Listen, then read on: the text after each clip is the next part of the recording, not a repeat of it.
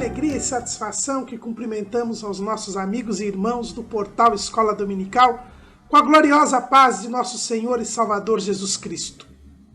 Estamos iniciando mais uma pré-aula, esta ferramenta que o portal Escola Dominical coloca à disposição dos irmãos no início da semana para que os irmãos melhor preparem as suas aulas durante a semana. A aula da Escola Dominical é preparada durante a semana, através da assistência de vídeos, do estudo da revista da Escola Dominical, dos subsídios que nós colocamos no portal Escola Dominical.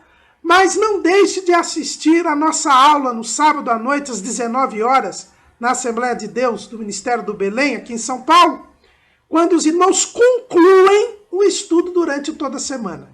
Escola Bíblica Dominical é interatividade. E na aula do estudo dos professores aqui da Assembleia de Deus do Ministério do Belém, aqui na sede, o irmão tem esta interatividade, inclusive a oportunidade de poder também online fazer perguntas para elucidar as suas dúvidas, concluindo assim o estudo da Escola Bíblica Dominical. Neste trimestre, nós estamos estudando os 12 profetas menores. E hoje nós iremos estudar a lição de número 11, Ageu. Já estamos no 10º profeta menor e hoje nós estaremos estudando o profeta Ageu. O profeta Ageu, que é o primeiro profeta depois do cativeiro da Babilônia que nós vamos estudar. Os irmãos têm visto ao longo do trimestre que nós, dos 12 profetas menores, 9 são anteriores ao cativeiro da Babilônia. E 3, Ageu, Zacarias e Malaquias, são posteriores ao cativeiro da Babilônia. E hoje nós vamos dar início ao estudo do primeiro profeta depois do cativeiro, o profeta Ageu. Exatamente para nós entendermos o contexto do livro do profeta Ageu, é bom lembrarmos alguns dados históricos que nos falam a respeito deste momento da história do povo de Israel. Depois de 70 anos no cativeiro, cumprindo a profecia de Jeremias, que havia dito que o povo ficaria 70 anos cativo, o profeta Jeremias havia profetizado que o povo ficaria 70 anos na Babilônia. Completados esses 70 anos, a palavra de Deus se cumpre e o rei da Pérsia, o rei Ciro, que na história é chamado de Ciro o Grande, ou Ciro II, ele determinou o retorno do povo para a Palestina, para a Terra Prometida. É o que nós vemos lá em 2 Crônicas, o capítulo 36, versículo 22.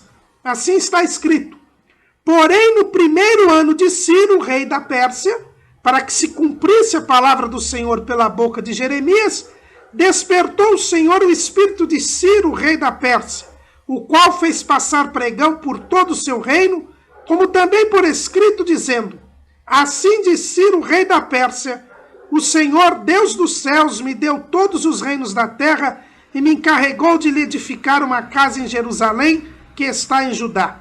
Quem há entre vós de todo o seu povo, o Senhor seu Deus, seja com ele e suba. O livro de Esdras começa também no primeiro capítulo, os versículos 1 até 3, repetindo este episódio, mostrando que Deus cumpre a sua palavra. O rei Ciro II da Pérsia autorizou os judeus a voltarem para Jerusalém, para Judá, e determinou que eles reconstruíssem o templo. Vejam bem, irmãos, que não foi uma ordem pela qual os judeus deveriam todos voltar para Jerusalém. Só voltou para Jerusalém, para Judá, aquele que sentiu no seu coração. E normalmente o que nós vemos é que voltaram aquelas pessoas que estavam em condições menos favoráveis na Pérsia ou no Império Persa, na Babilônia, enfim, porque Babilônia havia sido tomada pelo Império Persa. Então, muitos judeus ficaram em Babilônia, muitos judeus ficaram em Suzã, que era a capital da Pérsia, e alguns judeus voltaram sob o comando de Zorobabel e do sumo sacerdote Josué ou Jesua. Pode ser os dois nomes aí. É o que nós encontramos no capítulo 2 de Esdras, a relação dos judeus que voltaram juntamente com Zorobabel. Zorobabel era o filho de um rei, né, filho de Joaquim, filho de Sealtiel, que por sua vez era filho de Joaquim, e que voltou para a Palestina. Zorobabel seria o rei de Judá se o trono fosse restaurado. Mas o povo voltou para a terra, mas sem independência. Eles continuavam sob o domínio persa. E com uma missão, que era construir o templo. Para isso que o rei Ciro havia autorizado o povo a retornar, para construir o templo. E no livro de Esdras nós vemos que realmente, no 7º mês, estando os filhos de Israel já nas cidades, se ajuntou o povo como um só homem em Jerusalém. É o que está no capítulo 3 de Esdras.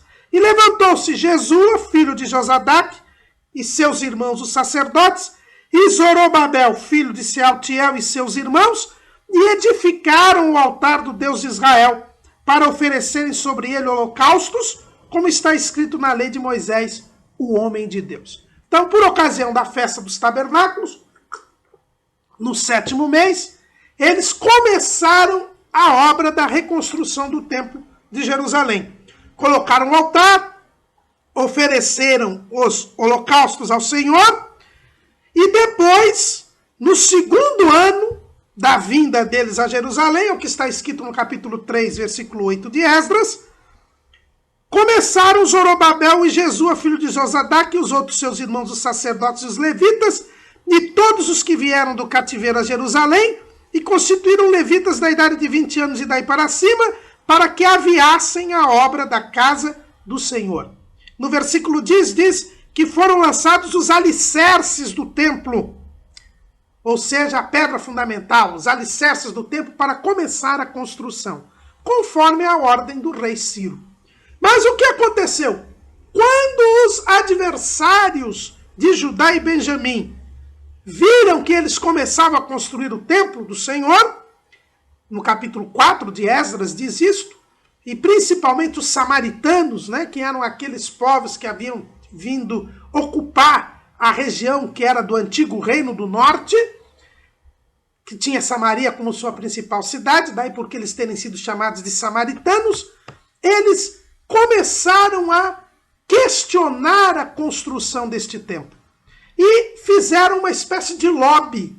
Foram até a Pérsia e ali começaram a falar com alguns funcionários, com alguns assessores do rei, no sentido de fazer paralisar aquela construção. Durante os dias do rei Ciro, eles não tiveram êxito. Diz Flávio Josefo, que os irmãos sabem que é o principal historiador dos judeus, e é o principal livro de história dos judeus depois da Bíblia, diz Flávio Josefo que Ciro estava envolvido em algumas batalhas e algumas conquistas, e por isso não teve oportunidade de tratar este assunto. Mas a verdade é que quando Ciro morreu, o seu filho, que assumiu o trono, que era o rei Cambises II, que é chamado na Bíblia de Assuero e de Artaxerxes, no capítulo 4 de Esdras, os versículos 6 e 7, a Bíblia chama este rei, que é conhecido como Cambises, chama de Assuero de Artaxerxes, mas era o filho de Ciro. E Cambises, o próprio Flávio Josefo, confirma que se trata de Cambises. E então Cambises atendeu a aqueles funcionários, aqueles lobistas que haviam sido assalariados, pagos para defender os interesses dos samaritanos, e ele proibiu a construção do templo. Ele embargou a construção do templo. E o templo ficou sem ser construído durante 9 anos. São 7 anos de reinado de Cambises. Cambises reinou durante 7 anos. E depois que ele morreu, ele foi substituído por um mago chamado Esmerdes, que foi destronado com um ano apenas de reinado, e foi substituído por Dario I. É neste instante, quando assume o trono Dario I, que Deus levanta Ageu. Até aquele momento, não havia sido levantado nenhum profeta. O povo havia voltado do cativeiro, cumprindo-se a profecia de Jeremias. Daniel continuou na Babilônia, ele não voltou para Israel, pois ele morreu no primeiro ano do reinado de Ciro. E ele então, o povo veio, voltou, começou a construir o templo, mas quando houve a ordem do rei Cambises para que se embargasse o templo, o povo desanimou. O povo foi cada um cuidar da sua vida. É o que nós vemos aqui no livro de Ageu. Este povo diz: não veio ainda o tempo em que a casa do Senhor deve ser edificada. Diante do embargo da obra pelo rei Cambises, o povo foi cada um cuidar da sua vida. Era um momento muito difícil, irmãos, que vivia o povo de Judá. Porque, como eu disse, aqueles que voltaram para a Terra Prometida eram pessoas menos favorecidas, pessoas que não tinham grandes recursos, pessoas que não estavam se dando bem no cativeiro. Os judeus que haviam enriquecido, os judeus que trabalhavam para o governo persa, os judeus que estavam bem colocados, eles continuaram em Babilônia, continuaram no Império Persa, mas aqueles mais pobres, menos favorecidos, além de muitos sacerdotes, voltaram para a Palestina. E ali encontraram uma terra que havia ficado milagrosamente desabitada durante muitos anos, 70 anos. Precisavam começar a colheita, limpar a terra, não tinham recursos, e como se não bastasse, os samaritanos e os povos que estavam em volta, amonitas, moabitas, filisteus, eles eram hostis, contrários, inimigos do povo de Judá. Não ajudavam o povo de Judá. Mas o povo, diante do embargo da obra, entendeu que não era tempo de construir a casa de Deus. Mas quem foi que disse para eles que não era tempo de construir a casa de Deus? O comodismo, a indiferença espiritual. O que nós vamos notar aqui, irmãos, e é uma grande diferença entre os profetas de antes do cativeiro e os profetas depois do cativeiro, é que os profetas antes do cativeiro profetizavam muito com relação à idolatria, ao desvio espiritual do povo, porque o povo estava deixando de servir a Deus para servir a outros deuses. Mas o cativeiro da Babilônia foi o remédio que Deus colocou para livrar o povo da idolatria. Depois do cativeiro da Babilônia, o povo judeu aprendeu a não ser idólatra. E até hoje, nós temos que os judeus não são idólatras. A quantidade de judeus idólatras é ínfima, porque o povo judeu foi curado por Deus deste mal com o cativeiro da Babilônia. Foi um remédio amargo, mas que teve o seu resultado. Mas depois do cativeiro, nós vamos ver que os 3 profetas menores que Deus levanta depois do cativeiro, eles vão ter um assunto que não é mais a idolatria, porque não é mais este o problema do povo. O problema do povo agora passou a ser o comodismo, a indiferença espiritual. O povo chegou, construiu o altar durante a festa dos tabernáculos, depois, já no segundo ano que tinha retornado, começou a fazer os alicerces do templo, mas diante do embargo da obra pelo rei da Pérsia, eles simplesmente desanimaram, pararam e chegaram à conclusão de que não era o tempo de construir a casa de Deus. Hoje, irmãos, acontece da mesma maneira. Muitas pessoas fazem votos a Deus, estão dispostos a Deus a fazer a obra do Senhor, mas na primeira dificuldade, no primeiro obstáculo, eles chegam a uma conclusão. A conclusão é de que não é tempo de servir a Deus. Não é tempo tempo de fazer a obra de Deus. Eu vou servir a Deus depois que eu estiver estabilizado, depois que eu estiver aposentado, depois que eu tiver casado, depois que eu tiver educado os meus filhos. Irmãos, hoje existe, como naqueles dias, a síndrome do tempo. Não é tempo, porque houve uma dificuldade, porque houve um obstáculo, não é tempo de servir a Deus. E foi esta conclusão que o povo chegou. Mas não era a conclusão de Deus. Deus havia feito cumprir a profecia de Jeremias. O povo havia sido liberto. E liberto para quê? Para ser o povo de Deus. Israel havia assumido um compromisso com Deus lá no Monte Sinai. Lá em Êxodo, capítulo 19, versículo 5, a Bíblia diz assim: agora, pois, se diligentemente ouvirdes a minha voz e guardardes o meu concerto, então sereis a minha propriedade peculiar dentre todos os povos, porque toda a terra é minha, e vós me sereis um reino sacerdotal e um povo santo. Estas são as palavras que falarás aos filhos de Israel. E então todo o povo respondeu a uma voz e disseram: tudo que o Senhor tem falado, faremos. Deus havia feito um pacto com Israel. Israel seria sua propriedade peculiar dentre os povos. Seria um reino sacerdotal e um povo santo. E o reino sacerdotal só poderia ser se houvesse o templo em Jerusalém. Se eles cultuassem a Deus. Se eles fizessem a obra de Deus.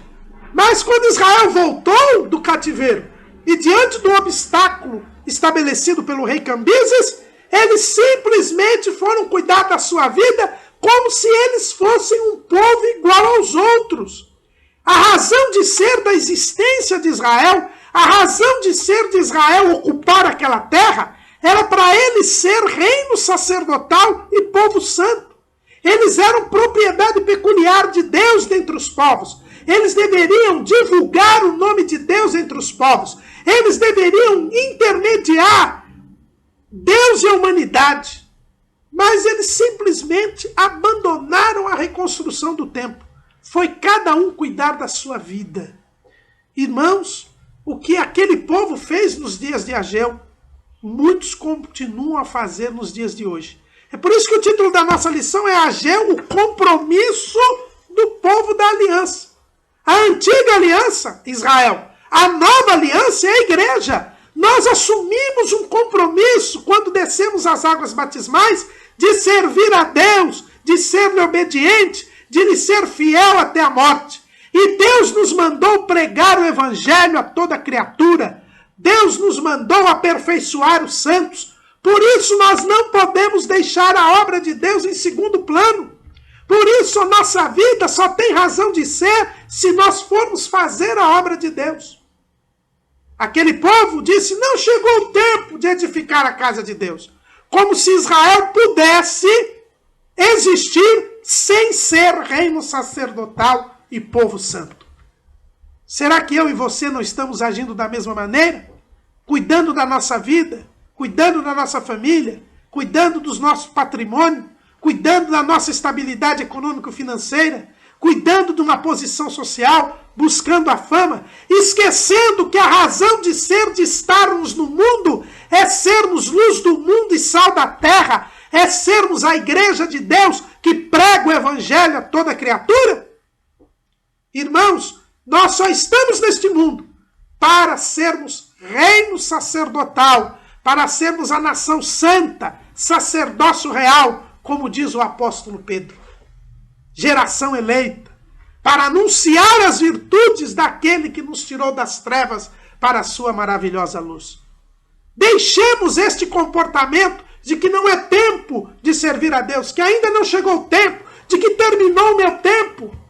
Irmãos, este comportamento Deus não se agrada. E tanto não se agrada que por causa desta conduta, Deus começou a aplicar as maldições da lei.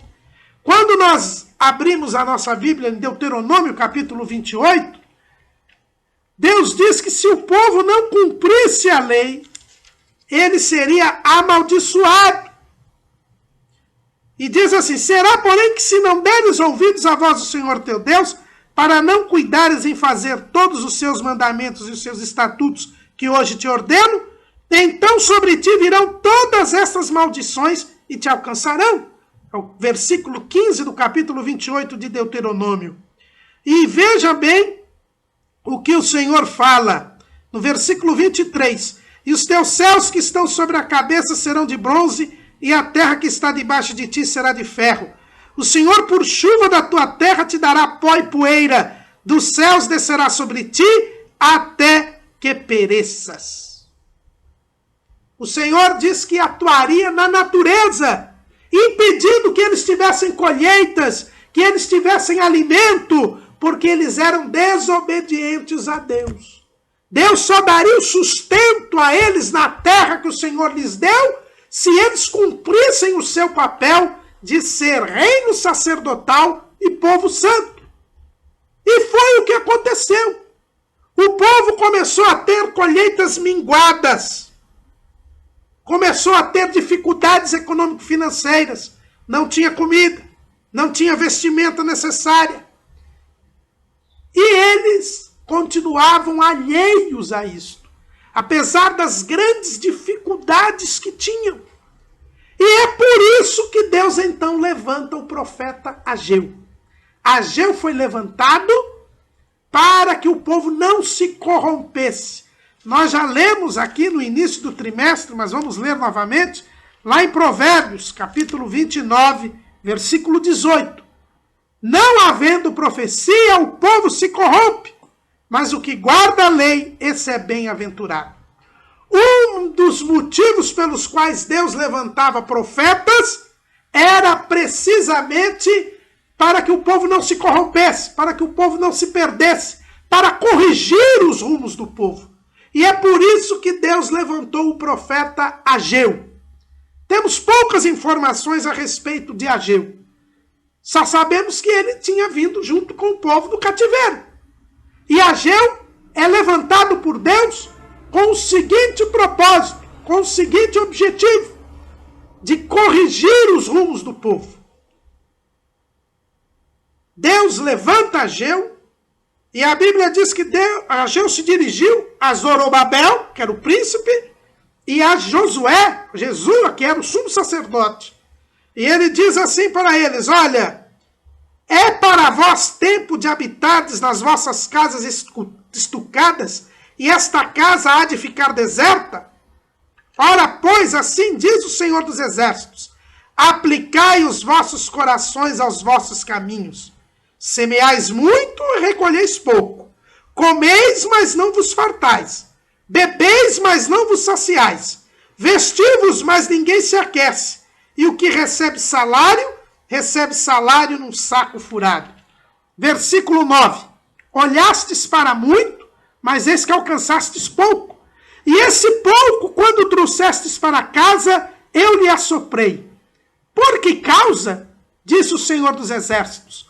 Por causa da minha casa que está deserta, e cada um de vós corre à sua própria casa. Por isso retém os céus o seu orvalho, e a terra retém os seus frutos. E fiz vir a seca sobre a terra, e sobre os montes, e sobre o trigo, e sobre o mosto, e sobre o azeite, e sobre o que a terra produz, como também sobre os homens e sobre os animais, e sobre todo o trabalho das mãos. Deus tinha falado a respeito da natureza, conforme ele havia já dito lá em Deuteronômio 28, ele fez cessar a chuva, ele reteve os frutos da terra, ele fez o povo passar dificuldades econômico-financeiras, mas o povo, apesar de toda essa dificuldade, continuava alheio às coisas de Deus. Então Deus, na sua infinita misericórdia, levanta o profeta. Já que o povo não entendia pela natureza, teve que entender através do profeta. E Deus levantou Ageu. E Ageu disse: olha, sabe por que vocês estão passando por essa dificuldade? Por que vocês estão passando fome, passando sede? Porque faltam as vestes? Porque vocês não são abençoados por Deus? Porque vocês deixaram as coisas de Deus.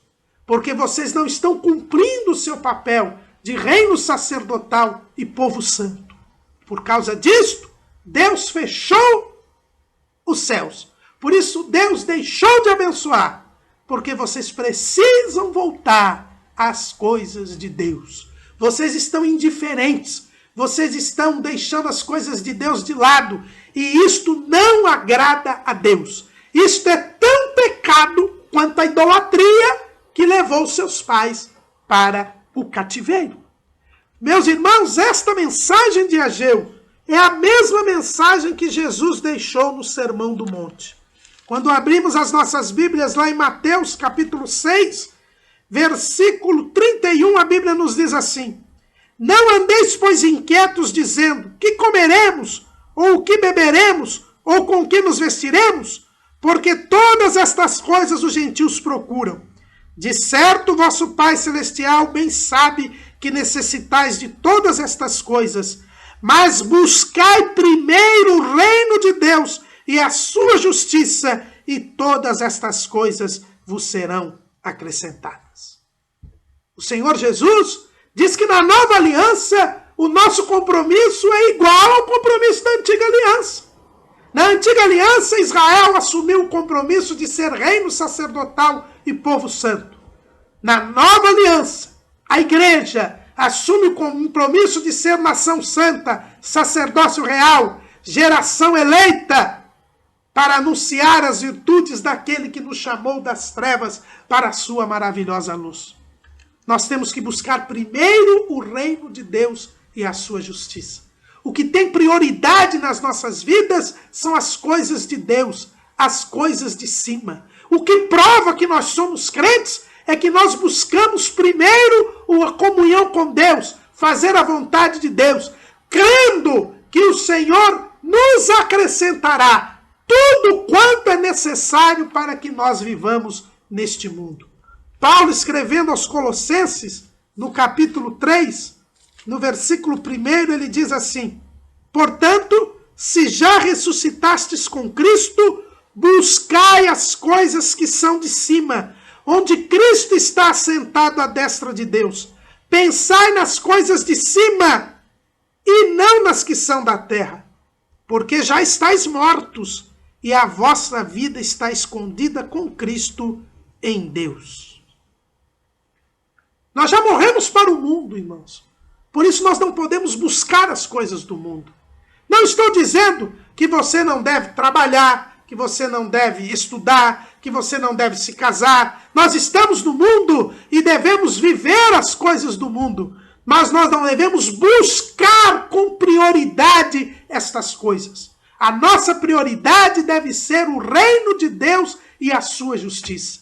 Deus se desagradou da conduta do povo de Judá, voltando do cativeiro do povo judeu, e por isso fechou os céus, deixou de abençoá-los. Mas eles estavam tão indiferentes às coisas de Deus, que precisou Deus levantar o profeta Ageu para despertá-los, para que eles entendessem que eles precisavam dar prioridade às coisas de Deus. E lá, na antiga aliança, esta prioridade era construir o templo. Foi para isso que o rei Ciro II havia os mandado para a Palestina, para que eles edificassem o templo do Senhor. Ageu, em hebraico, é Hagai, que quer dizer festivo ou festividade. Como nós já dissemos várias vezes aqui nesse trimestre, o nome do profeta sempre tem a ver com a missão dele, com a sua mensagem. Ageu quer dizer festivo, festividade, ou seja, Ageu foi levantado para que o povo retomasse as festividades, para que o povo reconstruísse o templo e no templo cumprisse a lei, celebrando, comemorando as festividades, retomando o seu relacionamento com Deus. O livro do profeta Ageu, ele tem 2 capítulos apenas. E é, irmãos, o livro de mais detalhes na datação. O livro do profeta Ageu, ele é composto de 4 mensagens. Por isso nós dividimos aqui o livro do profeta Ageu em 4 partes, cada uma das suas mensagens.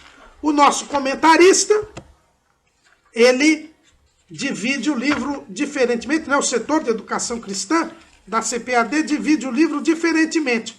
Ele divide o livro em duas partes.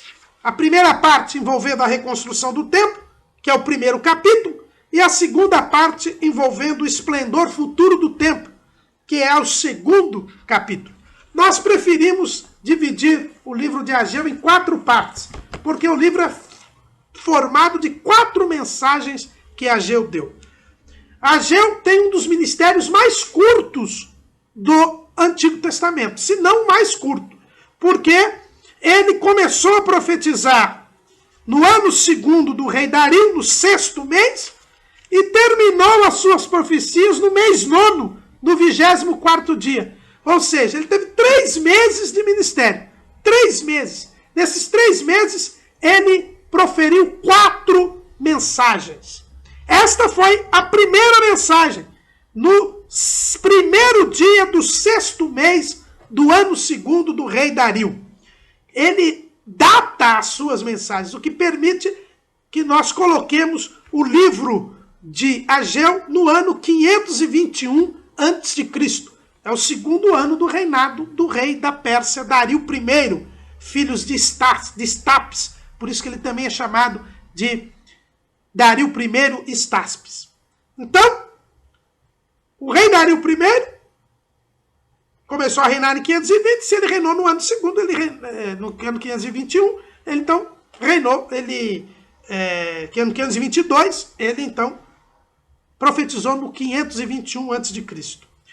No primeiro dia do 6º mês, ele trouxe esta mensagem para o povo, dizendo, olha, Deus está fechando os céus, está prejudicando as colheitas. Por quê? Porque vocês estão deixando de lado a reconstrução do templo do Senhor. Vocês precisam aplicar os seus corações aos seus caminhos. Isto, irmãos, nos ensina que se nós não amarmos a Deus, nós não iremos fazer o que Ele manda. Jesus um dia disse lá, escrevendo no Evangelho segundo escreveu João, capítulo 15, o Senhor, João escreve que Jesus disse o seguinte, 15:14, vós sereis meus amigos se fizerdes o que eu vos mando.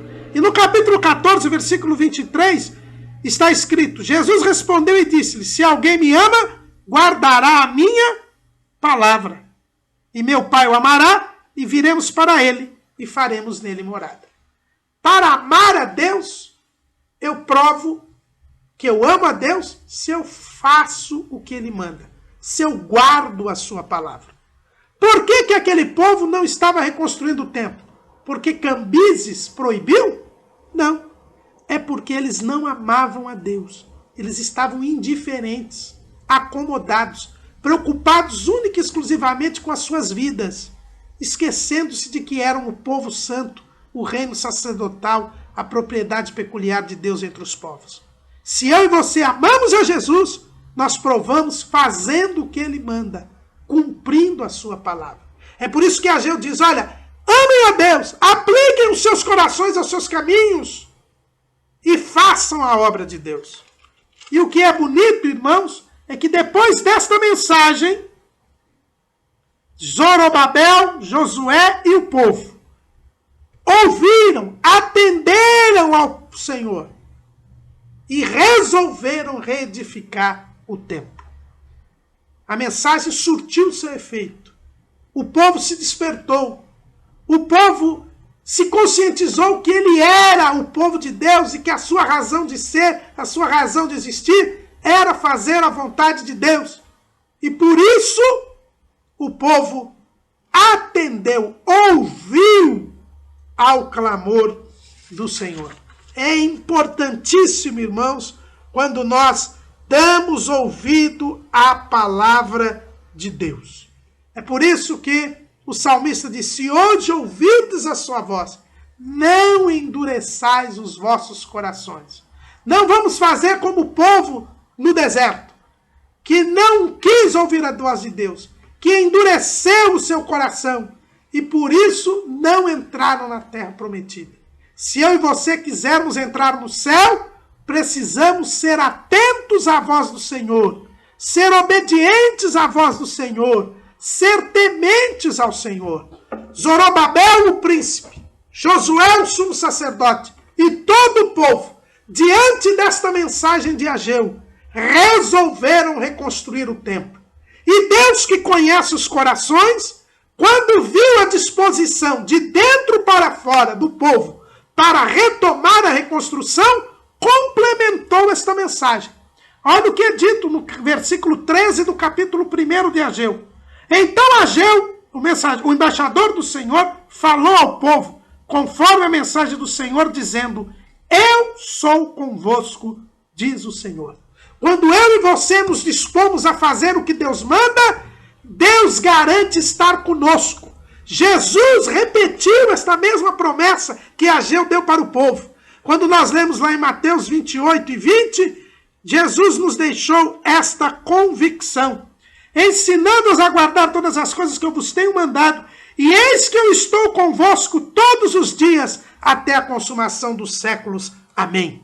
E o evangelista Marcos também confirma isso, lá em Marcos 16 e 20. E eles, quer dizer, os discípulos, tendo partido, pregaram por todas as partes, cooperando com eles o Senhor e confirmando a palavra com sinais que se seguiram. Amém. Jesus mandou que nós fôssemos pregar o evangelho. E quando os apóstolos foram pregar o evangelho, Jesus confirmou a palavra com sinais e cooperou com eles, estava com eles, junto com eles. Irmãos, busquemos primeiro o reino de Deus e a sua justiça, e o Senhor estará conosco, suprindo todas as nossas necessidades, acrescentando tudo aquilo que nós precisamos neste mundo. Busquemos a Deus, confiemos em Deus, porque Ele promete estar conosco quando nós nos dispomos a fazer o que Ele manda. Ageu deu esta mensagem para o povo. E a Bíblia diz que o Senhor levantou o espírito de Zorobabel e o espírito de Josué e o espírito do povo. E vieram e trabalharam na casa do Senhor dos Exércitos, seu Deus. No 24º dia do 6º mês, no 2º ano do rei Dario. 24 dias depois de eles terem ouvido a palavra de Deus através de Ageu, eles começaram a reconstruir. Mas não havia uma ordem proibindo essa reconstrução? Havia, mas melhor é obedecer a Deus do que obedecer aos homens. Eles não se importaram com a ordem de Cambises. Eles estavam conscientes que a razão de ser deles terem voltado para a terra prometida é para eles serem povo sacerdotal, povo santo e reino sacerdotal. Por isso eles disseram: nós não temos razão de ser, de Deus ter nos libertado, a não ser de nós servirmos a Deus, de nós adorarmos a Deus. Então vamos reconstruir o templo. E o rei da Pérsia? Não temos nada a ver com o rei da Pérsia. O rei da Pérsia só foi um instrumento para nos trazer para esta terra. Mas esta terra quem nos deu foi Deus. E quem garantiu que está conosco é Deus. Por isso nós vamos fazer a vontade de Deus e não a vontade do rei da Pérsia. O livro de Esdras nos conta que os samaritanos, ao verem que o povo começava a reedificar, foram até o rei da Pérsia, que nesta época já era Dario, e foram tentar embargar a obra.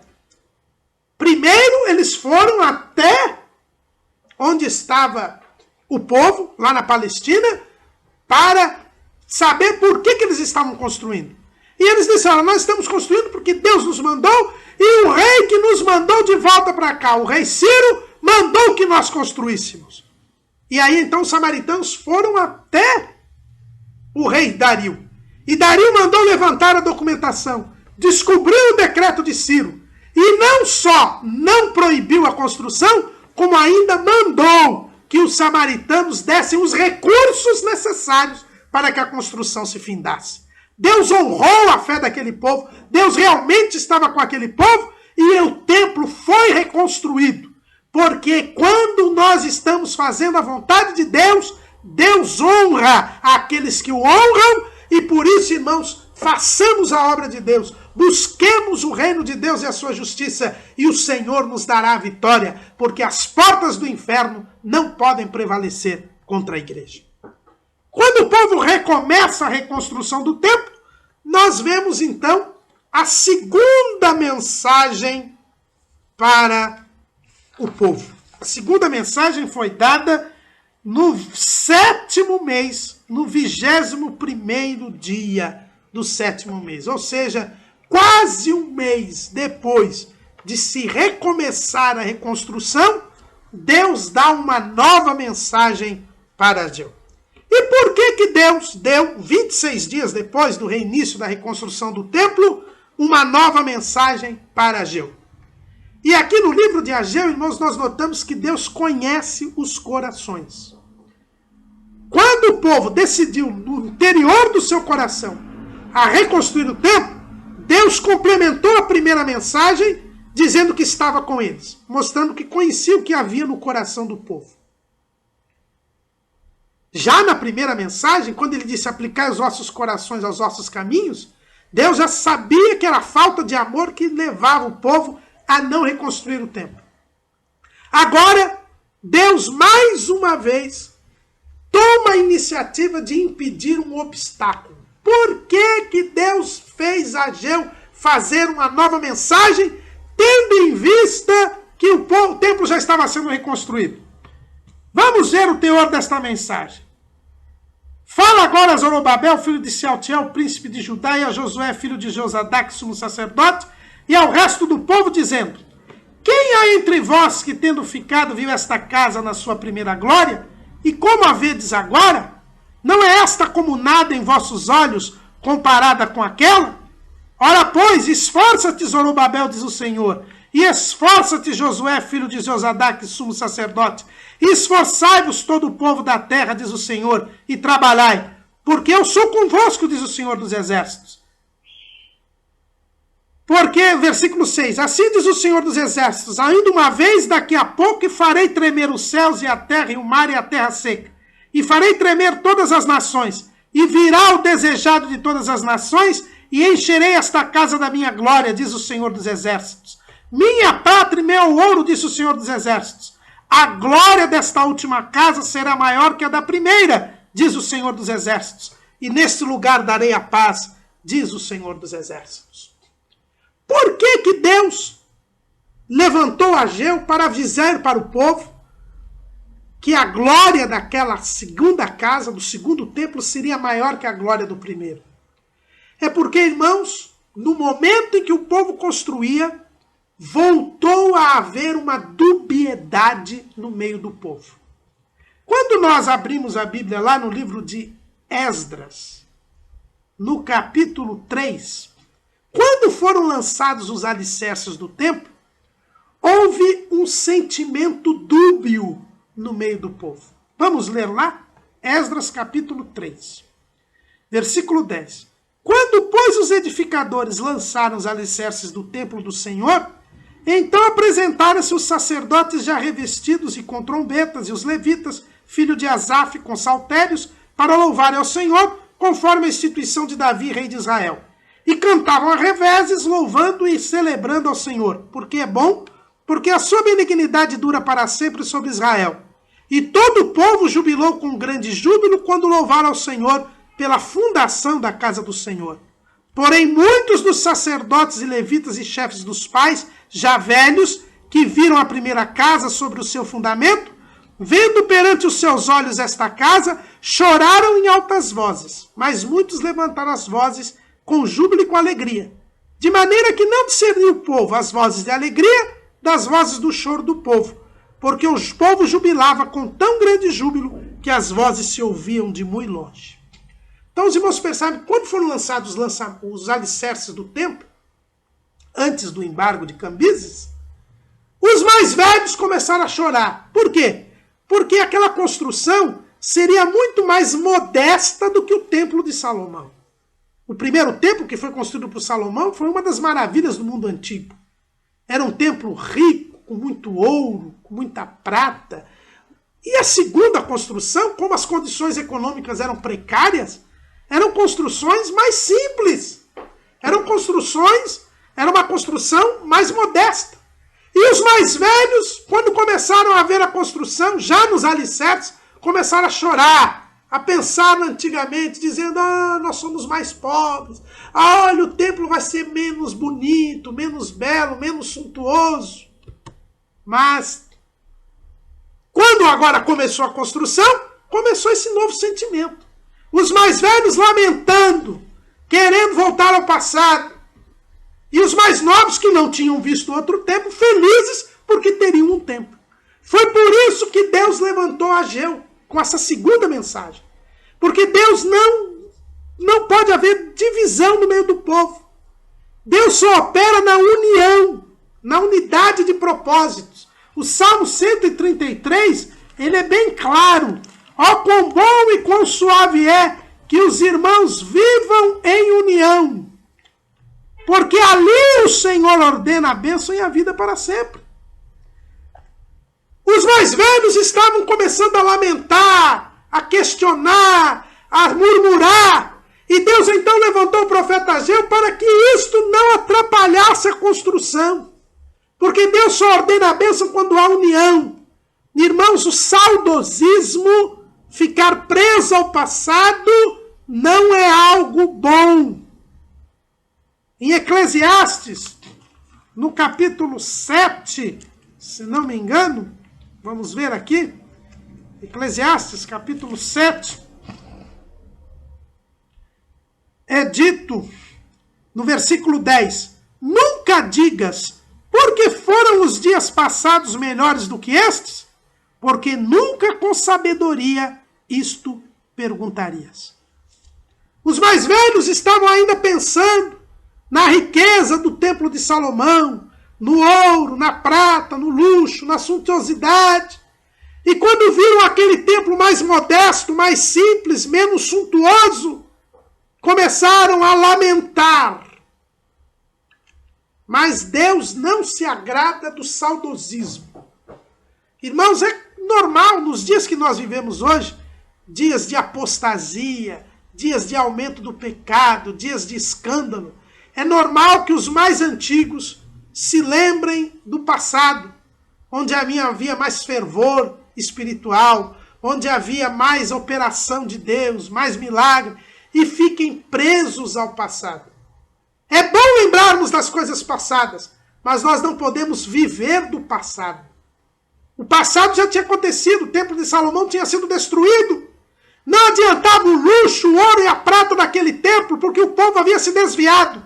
Agora era um tempo novo, o tempo de liberdade, o tempo de fazer a obra de Deus daqui para frente. Porque nós só podemos fazer a obra de Deus no presente e pensar no futuro. O passado não volta mais. E Deus levantou Ageu para que os velhos, os mais antigos, não desanimassem com o seu saudosismo aos mais jovens. E a obra não fosse prejudicada. E Deus ainda diz, olha, vocês estão olhando pela aparência. Este templo é mais modesto. Este templo tem menos riqueza. Mas não é porque vocês são pobres, porque o ouro é meu, a prata é minha. Se eu quisesse, eu daria mais ouro e mais prata do que no primeiro templo. Acontece que este templo, a glória será maior do que o primeiro. E por que a glória do segundo templo ia ser maior do que o do primeiro, irmãos? Porque era neste templo que Jesus estaria. Jesus iria ministrar neste templo. Este templo que foi construído nos dias de Ageu, depois foi reformado por Herodes o Grande. E aí é bom lembrar, tem muita gente que faz confusão. Pensa que Herodes que construiu um terceiro templo e nele Jesus ministrou. Não, Herodes só fez uma reforma neste templo que foi construído por Zorobabel, por Josué, nos dias de Ageu. Então, esse segundo templo seria o templo que veria o Messias. E é por isso que a glória dele seria maior do que a do primeiro templo. Então, Deus diz, olha, vocês não fiquem desanimados. Não olhem para a aparência. Vocês estão construindo um templo que terá uma glória maior do que a do primeiro. Porque eu trarei as riquezas das nações para cá. O tesouro da nação, que é Cristo, ele virá para cá. Não olhem para a aparência. Não olhem para a falta de luxo. Mas façam a obra de Deus. Porque este templo será maior do que o primeiro. Porque eu farei tremer as terras, o céu, o mar. eu virei trazer o desejado de todas as nações. Esta passagem do desejado de todas as nações, que é uma das passagens mais conhecidas do livro de Ageu, suscita uma certa discussão aqui, irmãos, que é importante. Essa tradução que nós lemos, que é a tradução da versão revista e corrigida, é uma tradução que não é a melhor tradução.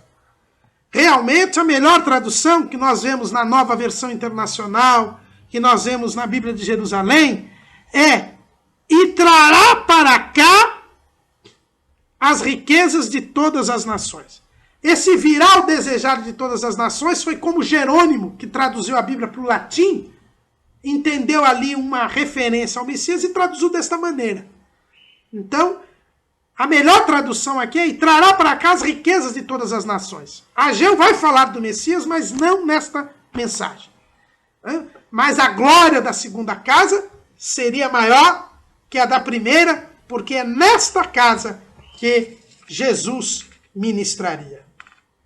É importante nós analisarmos, pois, que o motivo desta mensagem de Ageu foi para evitar o desânimo do povo e para mostrar que nem sempre aquilo que é aparente é real. Façamos a obra de Deus, irmãos. Não nos importemos com a falta de luxo, com a falta de recursos financeiros, com a falta de pessoas até. Façamos a obra de Deus, porque nós precisamos fazer aquilo que Deus manda. Depois desta mensagem, Ageu, 3 dias, quase 2 meses depois, no 24º dia do mês 9º, ele traz a terceira mensagem. E é interessante, irmãos, o povo estava reconstruindo o templo.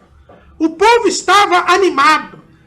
A segunda mensagem de Ageu tinha tapado a boca dos mais antigos. Não havia mais desânimo, não havia mais murmuração. Mas aí Deus levanta Ageu com uma mensagem que parece esquisita. Ao invés de ser uma mensagem de apoio, ao invés de ser uma mensagem de elogio para o povo que estava trabalhando, Ageu traz uma mensagem de exortação. Ele primeiro faz uma pergunta aos sacerdotes.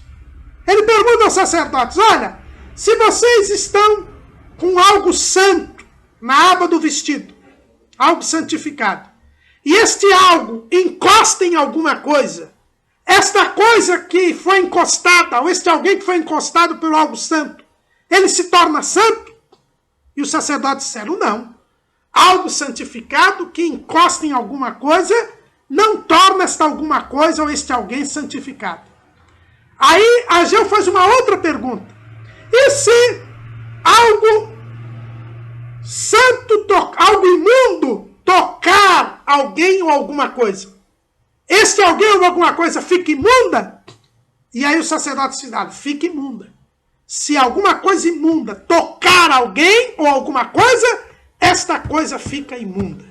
Ou seja, o que é santo não santifica nada, mas o que é imundo torna aquilo imundo. E aí então, depois da resposta dos sacerdotes, Ageu traz a seguinte mensagem. Versículo 14 do capítulo 2. Assim é este povo e assim é esta nação diante do meu rosto, disse o Senhor. E assim é toda a obra das suas mãos. E tudo que ali oferecem imundo é. Agora, pois, aplicai o vosso coração a isto, desde este dia em diante, antes de pordes pedra sobre pedra no templo do Senhor. Depois daquele dia, veio alguém a um monte de 20 medidas e havia somente 10. Vindo ao largar para tirar 50, havia somente 20. Feri-vos com queimadura e com ferrugem e com saraiva, em toda a obra das vossas mãos. E não houve entre vós quem voltasse para mim, diz o Senhor. Ponde, pois, eu vos rogo, desde este dia em diante, desde o 24º dia do mês 9º, desde o dia em que se fundou o templo do Senhor, ponde o vosso coração nestas coisas. Há ainda semente no celeiro? Nem a videira, nem a figueira, nem a romeira, nem a oliveira tem dado seus frutos. Mas desde este dia vos abençoarei. Por que Deus levanta Ageu com esta terceira mensagem? Porque o povo começou a construir a obra de Deus e as coisas não melhoraram. Ao contrário, houve queimadura, que nós chamamos hoje de geada, né? Ferrugem, saraiva. As coisas continuaram a diminuir, as dificuldades econômico-financeiras continuaram. E talvez alguém estivesse a murmurar, mas Deus disse que se nós fôssemos reconstruir o templo, Ele ia nos abençoar. E nós não estamos vendo a bênção. E aí Deus levanta Ageu e diz, vocês não estão abençoados porque vocês ainda estão em pecado. Não se pode fazer a obra de Deus em pecado, porque senão não se abençoa, não se barganha com Deus. Olha, eu faço isto para Deus e Deus vai me abençoar. Não, se você não estiver em comunhão com Deus, se você não estiver servindo a Deus de coração, se você não estiver se dedicando ao Senhor de coração, se separando do pecado, de maneira nenhuma o Senhor vai abençoar você. Deus não ouve a pecadores, mas aquele que teme a Deus, a este Deus ouve. Estas palavras foram escritas no Evangelho segundo escreveu João, no capítulo 9, no versículo 31. Ora, nós sabemos que Deus não ouve a pecadores, mas se alguém é temente a Deus e faz a sua vontade, a esse ouve. Nós só podemos fazer a obra de Deus e só podemos ser abençoados por Deus se nós formos tementes a Deus, se nós não vivermos em pecado, se nós realmente estivermos em santidade. E foi o que Ageu disse para o povo. Sabe por que Deus ainda não começou a abençoar vocês? Porque vocês ainda estão imundos, estão se misturando com o pecado, estão fazendo coisas que Deus não se agrada. Assim, com aquilo que é imundo, toca alguma coisa, torna aquilo imundo, vocês fizeram o que não agrada a Deus. Vocês se misturam com o pecado, vocês se misturam com o mundo e por isso vocês são imundos. E enquanto vocês forem imundos, Deus não irá abençoá-los. E foi então que o povo se arrependeu dos seus pecados, se converteu dos seus maus caminhos e desde aquele dia Deus começou a abençoar o povo. Irmãos, é bom lembrarmos aqui que nós estamos no tempo da antiga aliança.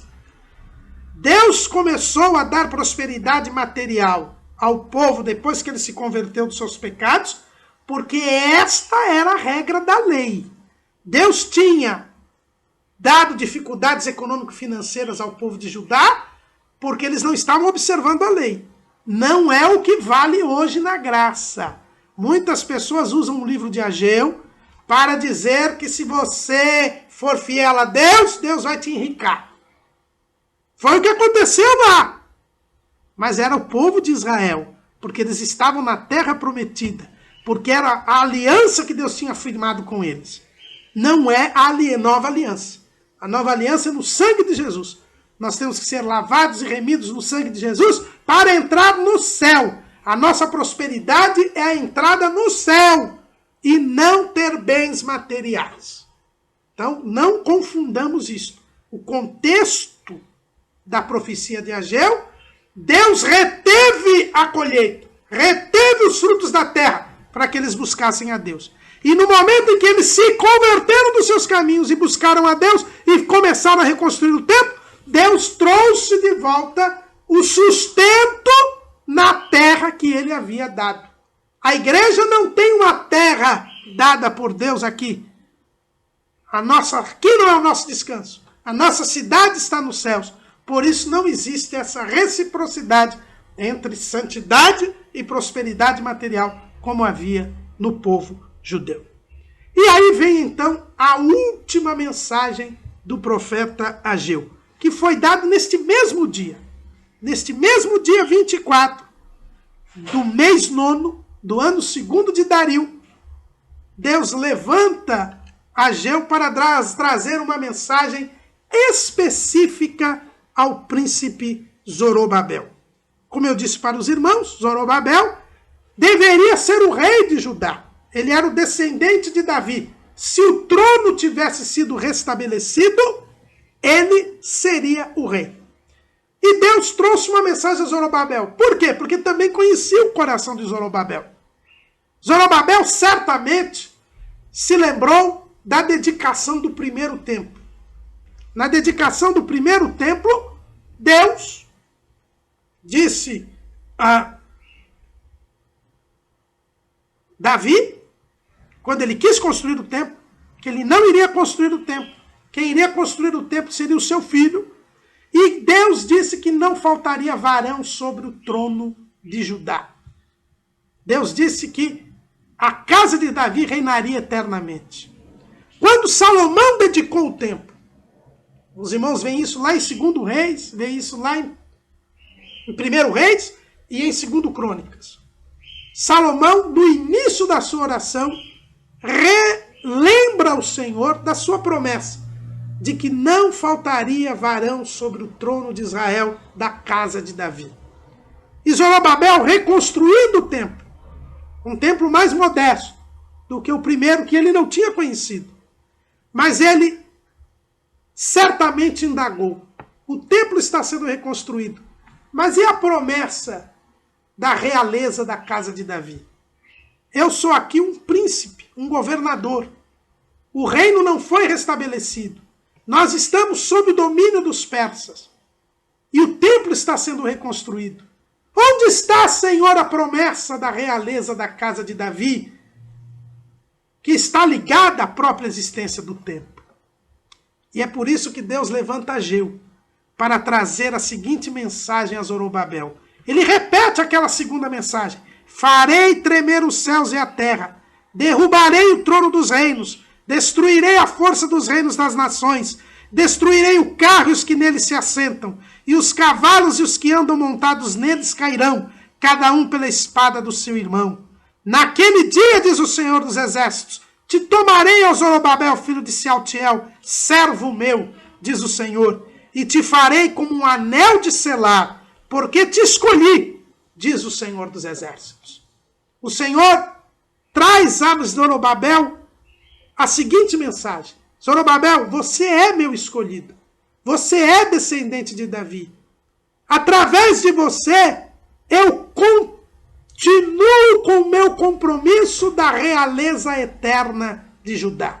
Esta realeza não é evidente agora. Você não é rei, você não está sentado num trono, mas eu te escolhi para que você siga a linhagem de Davi, porque virá sim um dia em que o descendente de Davi reinará eternamente. A promessa do Messias está de pé. Ele será descendente de Davi. Ele é descendente de ti, Zorobabel. Não olhe para a aparência. Hoje você não está sentado num trono, mas você para mim é um rei. Você foi escolhido para ser da linhagem real. E das tuas entranhas virá aquele que reinará para sempre como filho de Davi. E isso nós vemos, irmãos, quando nós lemos lá no Evangelho segundo Mateus, no capítulo 1, no versículo 12. A Bíblia diz assim: e depois da deportação para a Babilônia, Jeconias gerou a Salatiel, e Salatiel gerou a Zorobabel. Zorobabel está na genealogia de Jesus. Assim como o profeta Ageu disse, Zorobabel foi escolhido por Deus. Ele era o anel de selar, ou seja, ele era o compromisso. Deus reafirmou o seu compromisso de trazer o Messias da casa de Davi e de ele reinar para sempre. Não só sobre Israel, mas sobre todas as terras, sobre todas as nações. E Jesus é este filho de Davi.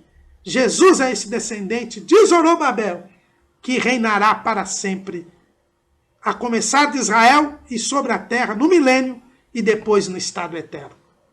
Irmãos, na profecia de Ageu, nós vemos que Deus cumpre os seus compromissos assumidos. E Ele quer que nós também cumpramos os compromissos que nós assumimos quando fizemos o pacto com Ele. Se nós cumprirmos a nossa parte, Deus fará a dele e nos abençoará. Nós somos comprometidos com Deus. Temos buscado ao reino de Deus e a sua justiça? Temos confiado na promessa da vinda do Messias? Temos nos preparado para receber este Messias? É isto que nós devemos pensar. E são estas as lições atuais do livro do profeta Ageu. Amém.